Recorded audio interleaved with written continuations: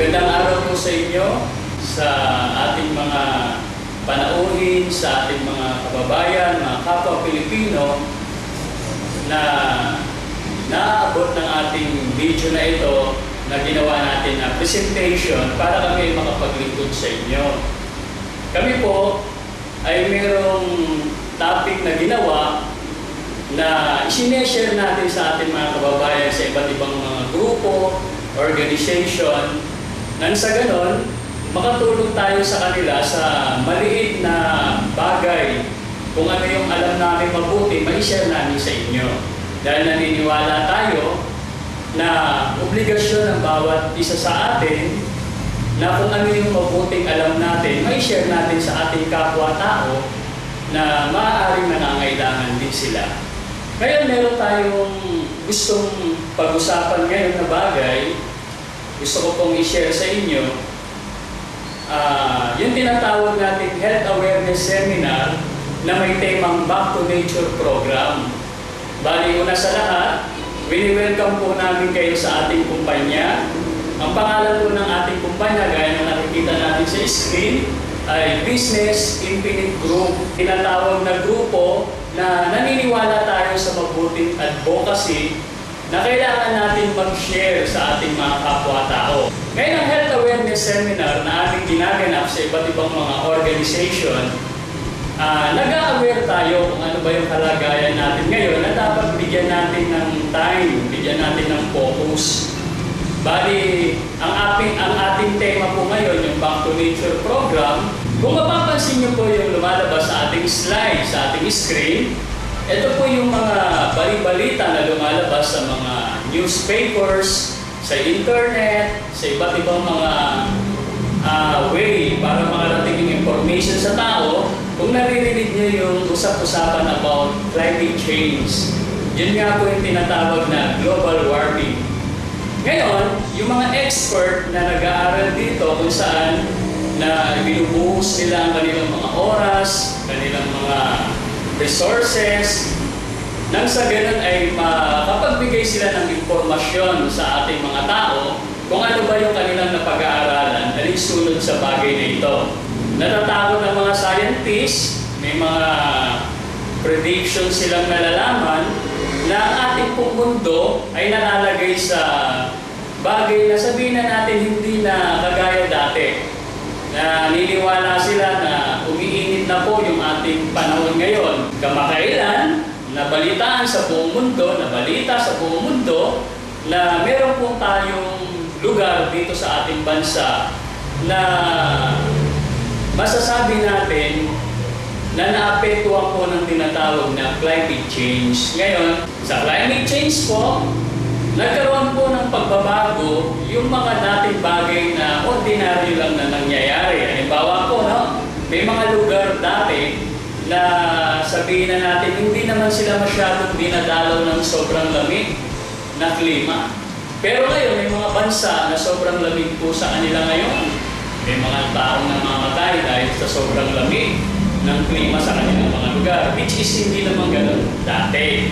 Ngayon may mga lugar naman na dating malalamig, pero ngayon po ay nakakaranas din po ng mga init or matinding init.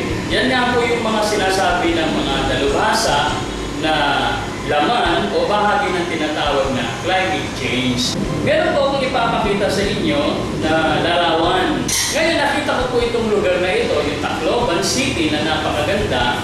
Pero ngayon po may dumaan po na isang masasabi natin super typhoon na si Yolanda. Ito po, meron po tayo sa picture sa ating slide na before and after. Kung kayo po ay nakapunta sa Tacloban City bago po mangyari yung tinatawag na super typhoon na Yolanda, hindi po tayo basta maniniwala na ganyan po ang itsura niyan ngayon. Ibig sabihin, hindi po natin talaga maiiwasan na hindi mangamba. Dahil yung sinasabi ng mga scientists na napre-predict nila na pwedeng mangyari, yun nga po yung tinatawag na climate change, na pwedeng magkaroon ng malalakas na bagyo. Actually, nagbasa po ako ng isang newspaper na kung saan sinasabi na may sinasabi pang mga bagyong darating ang mga scientists because of climate change na mas malalakas pa sa Yolanda. Ngayon, dahil sa mga bagay na ito, kami po sa Business Infinite Group, kami po bilang mga kababayan yung mga Pilipino, kami po ay nagtulong-tulong. Kagaya ko po, ako po ay 14 years na sa industriya ng mga food supplements, yung mga bagay-bagay na may kinalaman sa ating kalusugan. Nag-iikot po tayo sa iba't ibang mga lugar. At ang ating pong ibang mga kasama, ganun din po sila. Nagkaisa po kami na magtulong-tulong yung aming mga experiences, mapagsama-sama namin, nang sa ganun ay makagawa kami ng mabuti na makapag-share ng mga bagay-bagay na aming nalalaman. Ang ating pong isinisigaw ngayon, ang aming pong itinuturo ngayon, sabi natin, gaya na nakikita natin sa ating presentation, sabi rito, yes to organic, not to harmful chemicals.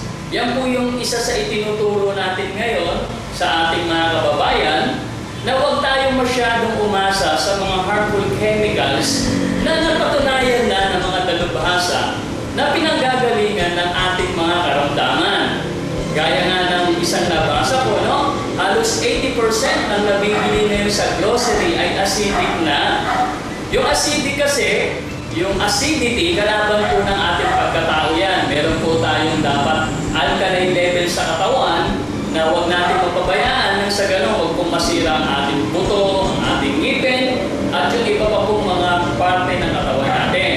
Ngayon, gumagastos po tayo ng malaking pera. Minsan nga yung ating mga sweldo na pupunta pa dyan sa mga budget na yan, na ang sabi ng mga dalubhasa na hubad na katotohanan, nakakasama pa po sa ating mga kalusugan. Kaya sinasabi po namin sa mga school, iwas po tayo sa mga processed food. Iwas tayo sa mga instant foods. Kasi nauso po ngayon yung instant ngayon instant noodles. Diba? Puro instant ngayon, kaya ang buhay ngayon, sabi nga nila, instant na rin. Halimbawa, para maintindihan lang po natin, halimbawa pag sinabing mango flavor, tunay pa po bang mango yun or mangga? Hindi na po, dahil may mango flavor nga po So, kailangan natin yung organic na mango, yung totoong mango.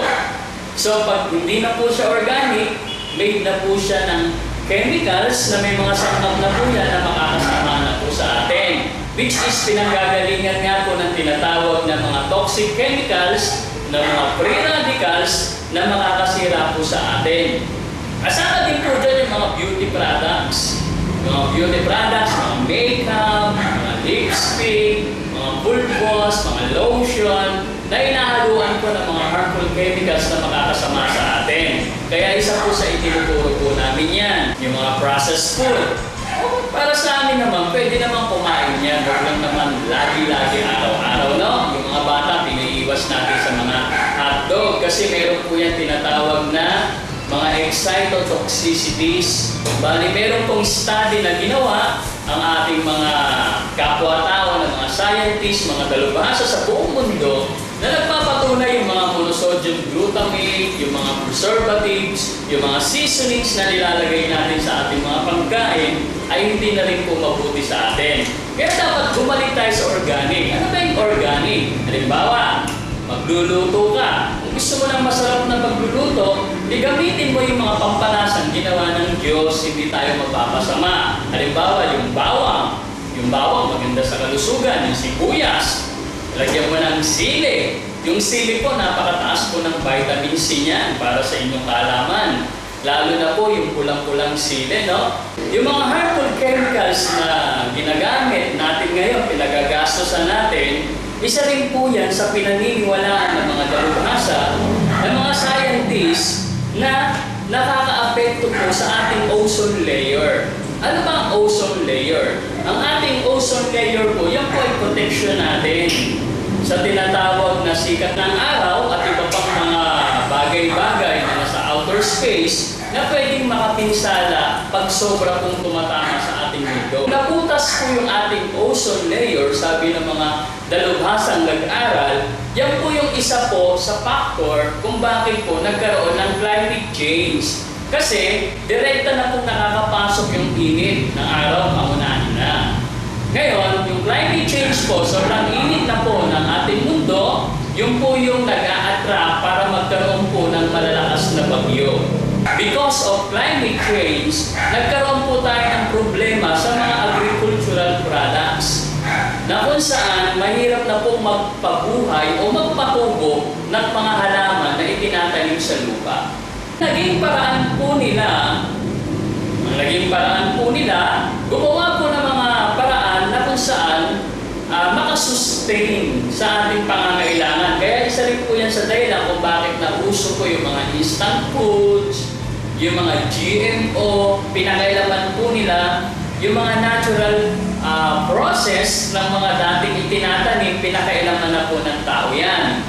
Ngayon, yan din po ang nagiging dahilan kung minsan ng ating mga karamdaman. Gaya nga po ng mga sakit na tinatawag na mga genetic related syndrome o diseases na kung saan nasisira po yung ating DNA, nasisira po yung ating genes, kaya nagkakaroon na po ng iba't ibang mga weird na mga sakit sa panahon natin ngayon.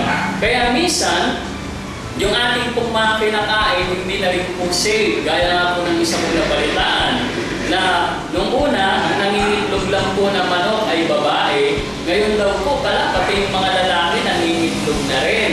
Sinasaksakan nila ng hormones na para mangitlog na bandang uli nagkakaroon din po ng side effects sa mga taong makakakain nito.